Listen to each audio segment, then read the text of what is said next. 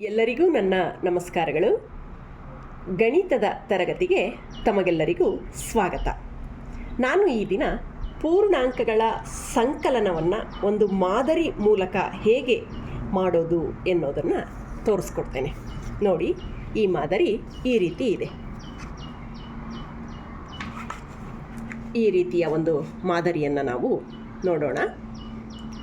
ಇಲ್ಲಿ 3 ರೇಖೆಗಳನ್ನು, ಸಂಖ್ಯಾ ರೇಖೆಗಳನ್ನು ಹಾಕಿದ್ದೇನೆ. 3 ಸಂಖ್ಯಾ ರೇಖೆಗಳು.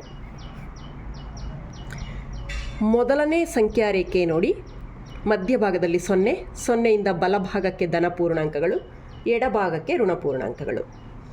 ಎರಡನೇ ಸಂಖ್ಯಾ ರೇಖೆ, ಇದರ ಮೇಲೂ ಕೂಡ ಮಧ್ಯಭಾಗದಲ್ಲಿ 0, 0ಇಂದ ಬಲಭಾಗಕ್ಕೆ ಧನ ಪೂರ್ಣಾಂಕಗಳು, ಎಡಭಾಗಕ್ಕೆ ಋಣಪೂರ್ಣಾಂಕಗಳು.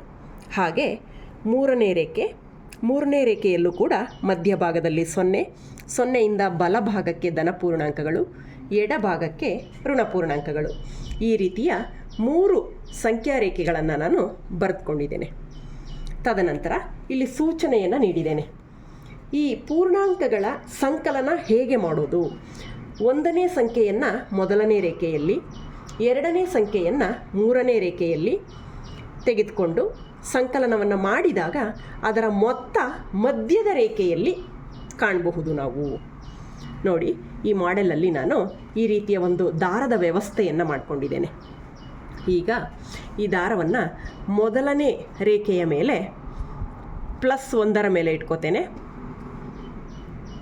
ಹಾಗೆ 3ನೇ ರೇಖೆಯ 6ರ ಮೇಲೆ ಇಟ್ಕೊಂಡಿದ್ದೇನೆ. ನೋಡಿ, ಹಾಗಾದರೆ +1 ಮತ್ತು +6, ಈ ಧನ ಪೂರ್ಣಾಂಕಗಳ ಮೊತ್ತ +7. ನೋಡಿ, ಇಲ್ಲಿ ಮಧ್ಯದ ರೇಖೆಯಲ್ಲಿ ನಾವು ಇದರ ಮೊತ್ತವನ್ನು ಕಾಣ್ಬೋದು. +7ರ ಮೇಲೆ ಈ ದಾರ ನಿಂತಿದೆ. ಹಾಗೆ 2 ಧನ ಪೂರ್ಣಾಂಕಗಳ ಮೊತ್ತ ಧನ ಪೂರ್ಣಾಂಕವೇ ಆಗಿದೆ. ಈಗ ನಾನು ದಾರವನ್ನು ಈ ರೀತಿ ಇಟ್ಕೋತೇನೆ.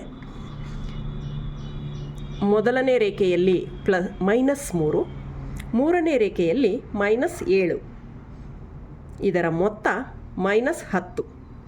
-3 ಮತ್ತು -7ರ ಮೊತ್ತ -10. ಈ ರೀತಿಯಾಗಿ ನಾವು ಸಂಕಲನವನ್ನು ಮಾಡಿ ತೋರಿಸ್ಬೋದು. ನಂತರ -2 +4.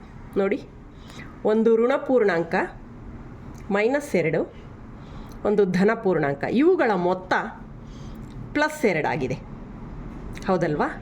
ಮಕ್ಕಳಿಗೆ ಸುಲಭವಾಗಿ ನಾವು ಈ ಪೂರ್ಣಾಂಕಗಳ ಮೊತ್ತವನ್ನು ನಾವು ತೋರಿಸ್ಬೋದಾಗಿದೆ. ಹಾಗೆ ಇನ್ನೊಂದು ತೋರಿಸ್ತೇನೆ. ನೋಡಿ, +2 -7, +2 -7, ಇದರ ಮೊತ್ತ -5. ಹೀಗೆ ನಾವು ಧನ ಪೂರ್ಣಾಂಕ ಮತ್ತು ಋಣಪೂರ್ಣಾಂಕಗಳು ಒಟ್ಟಿಗೆ ಬಂದರೂ, ಹಾಗೆ ಸಪರೇಟ್ ಇದ್ದಾಗಲೂ, 2 ಧನ ಪೂರ್ಣಾಂಕಗಳಿದ್ದಾಗ ಮತ್ತು 2 ಋಣಪೂರ್ಣಾಂಕಗಳಿದ್ದಾಗ ಹೇಗೆ ಸಂಕಲನವನ್ನು ಮಾಡಬಹುದು, ಮೊತ್ತ ಹೇಗೆ ಬರುತ್ತೆ ಅನ್ನೋದನ್ನು ಮಕ್ಕಳಿಗೆ ಸುಲಭವಾಗಿ ತೋರಿಸ್ಕೊಡ್ಬೋದು. ಹೀಗೆ ನಾವು ಈ ಪೂರ್ಣಾಂಕಗಳ ಮೊತ್ತವನ್ನು ನಾವು ಈ ಒಂದು ಮಾದರಿಯಿಂದ ಮಾಡೋದರಿಂದ ವಿದ್ಯಾರ್ಥಿಗಳಿಗೆ ಸುಲಭವಾಗಿ ಅರ್ಥವಾಗ್ತದೆ. ಧನ್ಯವಾದಗಳು.